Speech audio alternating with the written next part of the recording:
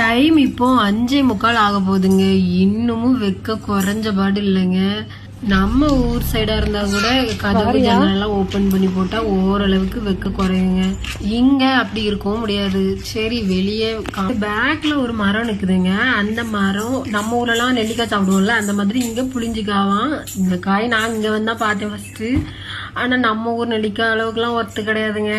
இதுல ஊறுகாய் பண்ணி சாப்பிட்டா நல்லா இருக்கும். ஒருக்கா சொன்னாங்க, நாங்க எல்லாம் பறிச்சு ஒருக்கா ஊறுகாய் பண்ணி சாப்பிட்டோம். ஊறுகாய் நல்லா இருந்துச்சு.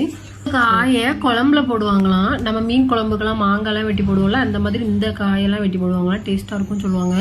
நம்ம ஊரு காட்டுக்குள்ளெல்லாம் கோவக்காய் கொடி இருக்கும்ல, அந்த மாதிரி இங்க ஒரு கொடி வச்சு வளர்க்குறாங்க. அந்த காயை பறிச்சு சாப்பிடலாம் செஞ்சாங்க. நம்மலாம் பழம் பழுத்தா பறிச்சு சாப்பிட்ருக்கேன். ஆனா காய் எப்படி சாப்பிட முடியும், ரொம்ப கசக்கும்ல அப்படின்னு கேட்டப்போ அவங்க ஒண்ணு எனக்கு பறிச்சு தந்தாங்க. இது அந்த காயில இது பொரியல் வைக்கிறதுக்குள்ள கோவக்காவா வெள்ளரிக்காய் சாப்பிட்ற மாதிரி தான் இருந்து நல்லா இருந்துச்சுங்க. அப்புறம் என் பொண்ணு காணலேன்னு தேடி பார்த்தா அவ எங்க நிக்கிறான்னு, எங்க ஏறி நிக்கிற.